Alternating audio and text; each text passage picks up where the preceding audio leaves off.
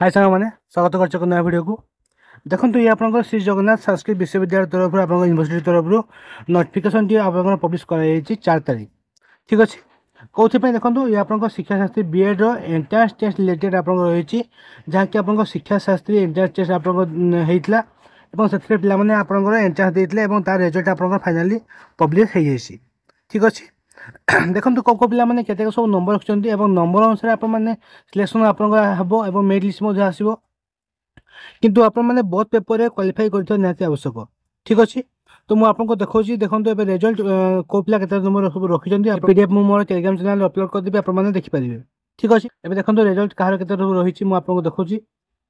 ଦେଖନ୍ତୁ ଇଏ ଆପଣଙ୍କ ଶ୍ରୀ ଜଗନ୍ନାଥ ସଂସ୍କୃତ ବିଶ୍ୱବିଦ୍ୟାଳୟ ଶ୍ରୀବିହାର ପୁରୀରୁ ଆପଣଙ୍କ ରେଜଲ୍ଟ ପବ୍ଲିଶ କରାଯାଇଛି।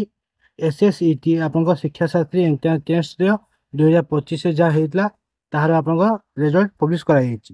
ଠିକ୍। ଦେଖନ୍ତୁ ଫାଷ୍ଟ ଆପଣଙ୍କ ସିରିଏଲ୍ ନମ୍ବର ଦିଆଗଲା, ଦେନ୍ ଆପଣଙ୍କ ସ୍କାନ୍ ନମ୍ବର, ଆପଣଙ୍କ ରୋଲ୍ ନମ୍ବର, ଏଇଠି ଆପଣଙ୍କ ସେଟ୍ ନମ୍ବର ଦିଆଯାଇଛି। ଏଣ୍ଡ ଦେନ୍ ଦେଖନ୍ତୁ ଆପଣଙ୍କର ଏଇଠି କାଷ୍ଟ ଦିଆଗଲା, କମ୍ୟୁନିଟି ଆପଣଙ୍କ ଦିଆଯାଇଛି, ହ୍ୟାଣ୍ଡିକ୍ୟାପ୍ ଯେଉଁମାନେ ଥିବେ ତାଙ୍କ ପାଇଁ ଏଇଟା ରହିଲା ଫର୍ମଟି। ଦେନ୍ ଆପଣଙ୍କର ଜେଣ୍ଡର ଦିଆଯାଇଛି। ଦେଖନ୍ତୁ ଏଇଠି ଇମ୍ପୋର୍ଟାଣ୍ଟ ଆପଣଙ୍କର ପେପର 1। ଠିକ୍ ଅଛି। ଆପଣମାନେ ଦୁଇଟି ପେପର ଆନ୍ସର ଦେଇଥିଲେ, ପେପର 1 ଏବଂ ଆପଣଙ୍କର ପେପର 2। ତା ମଧ୍ୟରୁ ଆପଣମାନେ ଦେଖନ୍ତୁ ମୁଁ ଗୋଟେ ଆପଣଙ୍କୁ ଏକ୍ଜାମ୍ପଲ୍ ଦେଉଛି ଯେ କେଉଁ ପିଲାମାନେ ଆପଣଙ୍କର କ୍ୱାଲିଫାଇ କରିଛନ୍ତି, କେଉଁ ପିଲାମାନେ କ୍ୱାଲିଫାଇ କରିନାହାନ୍ତି। ଆପଣଙ୍କର ମୋଷ୍ଟ ଇମ୍ପୋର୍ଟାଣ୍ଟ ପେପର 1 ଏବଂ ପେପର 2ରେ ପିଲାମାନେ କ୍ୱାଲିଫାଇ କରିଥିଲେ ହିଁ ଆପଣମାନେ ମେରିଟ୍ ଲିଷ୍ଟ ଆସିବେ ଏବଂ ଦେନ୍ ଆପଣଙ୍କ ସିଲେକ୍ସନ୍ ହେଇଯିବ। ଠିକ୍ ଅଛି। ଦେଖନ୍ତୁ ଏଇଠି ଆପଣଙ୍କର ଗୋଟେ ପିଲାଙ୍କ ମୁଁ ଏକ୍ଜାମ୍ପଲ୍ ଦେବି। ଆପଣଙ୍କର ଏଇ 1 ନମ୍ବର ପିଲା ଯେଉଁ ଅଛି କେମିତି ଆପଣମାନେ ଦେଖିପାରିବେ ଯେ କିଏ କ୍ୱାଲିଫାଇ ଏବଂ କିଏ କ୍ୱାଲିଫାଇ ନାହିଁ। ଠିକ୍ ଅଛି। ଦେଖନ୍ତୁ ଆପଣମାନେ ଏଇଠି ଫାଷ୍ଟ ପିଲାର 50ଟି କ୍ୱେଶ୍ଚନ୍ ଆପଣଙ୍କର ପେପର 1ରେ ଆସିଥିଲା, ଯେଉଁଠୁ ପିଲାଟି ଆପଣଙ୍କର 12ଟି କ୍ୱେଶ୍ଚନ୍ ଆନ୍ସର ଆପଣଙ୍କର ଠିକ୍ କରିଛନ୍ତି ଏବଂ ରଙ୍ଗ କେତୋଟି ହେଇଛି ନା 38ଟି ରଙ୍ଗ କରିଛନ୍ତି ସେ ପିଲା। ତ ଆପଣଙ୍କର ମାର୍କ କେତେ ରହିଛି? ଆପଣଙ୍କ 12 ମାର୍କ ଏଥିରେ ରହିଅଛି। 50ଟି କ୍ୱେଶ୍ଚନ୍ ଥିଲା, 50ଟା କ୍ୱେଶ୍ଚନ୍ରେ ଆପଣଙ୍କର 12ଟି କ୍ୱେଶ୍ଚନ୍ ଠିକ୍ ଅଛି, 38ଟି କ୍ୱେଶ୍ଚନ୍ ଭୁଲ ହେଇଛି। ତ ଟୋଟାଲ୍ ଆପଣଙ୍କର ପେପର 1ରେ ରହିଲା କେତେ ମାର୍କ ନା 12 ମାର୍କ। ଠିକ୍ ଅଛି। ଦେନ୍ ପେପର 2ରେ ହେଲା क्वेश्चन ଥିଲା କେତେ ନା 100ଟି क्वेश्चन। ଟୋଟାଲ୍ ଆପଣଙ୍କ 100ଟି ଥିଲା। ତ ପିଲା 100ରୁ ଆପଣଙ୍କର 99ଟି ଆଟେମ୍ପ୍ଟ କରିଛି। ତା ଭିତରୁ କେତେ ନା 29ଟି ଆପଣଙ୍କର ଠିକ୍ ରହିଛି, 70ଟି क्वेश्चन ଭୁଲ ଅଛି। ତ ଟୋଟାଲ୍ ଆପଣଙ୍କର ମାର୍କ କେତେ ହେଲା ନା 29। ଇଏ ହେଲା 12 ମାର୍କ, ସିଏ ହେଲା 29 ମାର୍କ। ଠିକ୍ ଅଛି। ଦେନ୍ ଦେଖନ୍ତୁ କ'ଣ ଗଲା ନା ଟୋଟାଲ୍ ଆପଣ ଇକ୍ୱାଲ୍ କଲେ କେତେ ହେଉଛି ନା 41 ମାର୍କ ହେଉଛି। 41ରୁ ଦେଖନ୍ତୁ ଆପଣଙ୍କର ପେପର 1ରେ N ଲେଖା ହେଇଛି। ଠିକ୍ ଅଛି। ଏବଂ ପାସ୍ ଇନ୍ ଏଗ୍ରିଗେଟ୍ରେ ମଧ୍ୟ N ଲେଖା ହେଇଛି।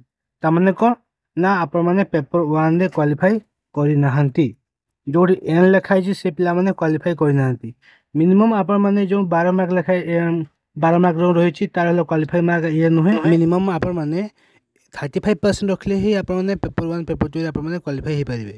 ତ ଏଇଠି ଯେଉଁ N ଲେଖା ହେଇଛି ତ ଏଇ ପିଲାଟି ଆପଣଙ୍କ କ୍ୱାଲିଫାଇ ହେଇନାହିଁ ବୋଥ୍ ପେପରରେ, ଫାର୍ଷ୍ଟ ପେପରରେ, ସେକେଣ୍ଡ ପେପରରେ। ଠିକ୍ ଅଛି।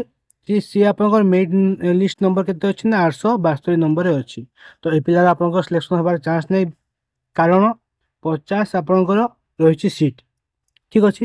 ଆଉ 50ଟା ସିଟ୍ରୁ 872 ନମ୍ବର ପିଲା ପାଇବାର ଚାନ୍ସ ବିଲକୁଲ ବି ନାହିଁ ଏବଂ ସେ ମେରିଟ୍ ଲିଷ୍ଟ ମଧ୍ୟ ଆସିବ ନାହିଁ, କାରଣ ଏ ଦୁଇଟି ଯାକ ପେପରରେ ପିଲାଟି ନଟ୍ କ୍ୱାଲିଫାଇ। ଠିକ୍ ଅଛି। ତ ଏବେ ଆମେ ଦେଖିବା ଯେଉଁ କ୍ୱାଲିଫାଇ ଯେଉଁ ପିଲାମାନେ ହେଇଛନ୍ତି ଏବଂ ଗୋଟେରେ ହେଇଛନ୍ତି, ଗୋଟେରେ ହେଇନାହାନ୍ତି। ଦେଖନ୍ତୁ ଏଇଠି ଗୋଟେ ଆପଣଙ୍କର 6 ନମ୍ବର ଅଛି ପିଲାଟି, 50ଟି କ୍ୱେଶ୍ଚନ୍ ଆପଣଙ୍କର ଥିଲା, 50ଟି ଯାକ ସେ କରିଛି। ଠିକ୍ ଅଛି। 50ରୁ ଆପଣଙ୍କର 20ଟି କ୍ୱେଶ୍ଚନ୍ ସେ ଠିକ୍ କରିଛି, 30ଟି ଭୁଲ କରିଛି। ଠିକ୍ ଅଛି। ଦେନ୍ ଦେଖନ୍ତୁ ଏଠି ଯେଉଁ 100ଟି ଥିଲା କ୍ୱେଶ୍ଚନ୍ ପେପର 2ରେ ଆପଣଙ୍କର, ସେଠି ଆପଣଙ୍କର 100ରୁ 98ଟି କ୍ୱେଶ୍ଚନ୍ ସେ କରିଛି, 98ରୁ ଆପଣଙ୍କର 26ଟି ଠିକ୍ ଅଛି, 62ଟି ଆପଣଙ୍କର ଭୁଲ ନମ୍ବର ଭୁଲ ହେଇଯାଇଛି।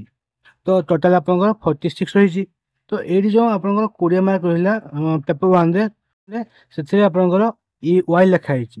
Y ମାନେ ଏଇ ଯେଉଁ ପିଲାଟି 50ରୁ 20 ମାର୍କ ରଖିଛି ସେ ଆପଣଙ୍କର କ୍ୱାଲିଫାଇ ହେଇଛି ଫାର୍ଷ୍ଟ ପେପରରେ, କିନ୍ତୁ ସେକେଣ୍ଡ ପେପରରେ ସେ ନଟ୍ କ୍ୱାଲିଫାଇ। ଠିକ୍ ଅଛି। ଏଠି N ଲେଖା ହେଇଛି, ତ ସେ କ୍ୱାଲିଫାଇ ହେଇନାହିଁ। ତ ଇଏ ହେଲା ଆପଣ ଜେନେରାଲ୍ କ୍ୟାଟେଗୋରୀ ପିଲା। ତ ସେଥିପାଇଁ ତାଙ୍କର ସିଲେକ୍ସନ୍ ହେବାର ଚାନ୍ସ ହିଁ ନାହିଁ, କାରଣ ମୁଁ ଯେମିତି କହିଲି ୟା ପୂର୍ବରୁ 50ଟା ସିଟ୍ ରହିଛି, ସେ 50ଟା ସିଟ୍ ଭିତରୁ ପିଲାମାନେ ପାଇବେ ଯେଉଁମାନେ ଆପଣଙ୍କର 1ରୁ ଷ୍ଟାର୍ଟ କରିକି 150 ର୍ୟାଙ୍କ ଭିତରେ ଯେଉଁମାନେ ପିଲାମାନେ ଥିବେ ତାଙ୍କର ହିଁ ଆପଣଙ୍କର ସିଲେକ୍ସନ୍ ହେବ। ଠିକ୍ ଅଛି। যদি SC ST କାଟେଗୋରୀ ମଧ୍ୟ ଆପଣଙ୍କ ରିଜର୍ଭେସନ୍ ରହିଛି, ଆପଣଙ୍କ କ୍ୟାମ୍ପସ୍ କୋଟା ରହିଛି, ତ ତା ଅନୁସାରେ ସିଲେକ୍ସନ୍ ହେବ। କିନ୍ତୁ ଆପଣଙ୍କର ଯେଉଁମାନେ 1ରୁ 50 ଭିତରେ ଅଛନ୍ତି ଯେଉଁ ପିଲାମାନେ, ସେମାନେ ଆପଣଙ୍କ କନଫର୍ମ ଯେ ତାଙ୍କର ସିଲେକ୍ସନ୍ ହେଇଯିବ।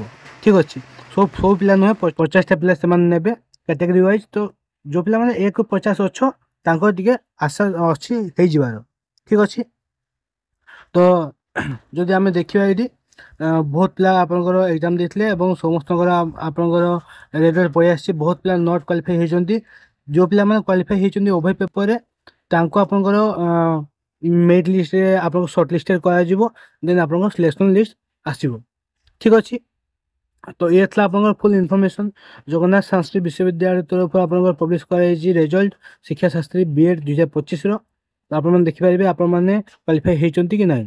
ଯଦି କିଛି ଡାଉଟ୍ ଥାଏ ଆପଣମାନେ ମୋତେ କମେଣ୍ଟ ସେକ୍ସନରେ ପଚାରି ପାରନ୍ତି। এই PDF ଗୁଡ଼ାକ ମୁଁ ମୋ ଟେଲିଗ୍ରାମ ଚ୍ୟାନେଲରେ ଅପଲୋଡ଼ କରିଦେଇଛି, ଆପଣ ସେଥିରୁ ୟାକୁ ପାଇପାରିବେ। ଠିକ୍ ଅଛି, ଯଦି ଏମିତି ଇନଫର୍ମେସନ୍ ପାଇବା ପାଇଁ ଚାହୁଁଛନ୍ତି ତାହେଲେ ମୋ ଚ୍ୟାନେଲକୁ ସବସ୍କ୍ରାଇବ୍ କରନ୍ତୁ। ଦେଖା ହେବ ଏମିତି ଏକ ଭିଡ଼ିଓକୁ ନେଇକି। ଜୟ ଜଗନ୍ନାଥ।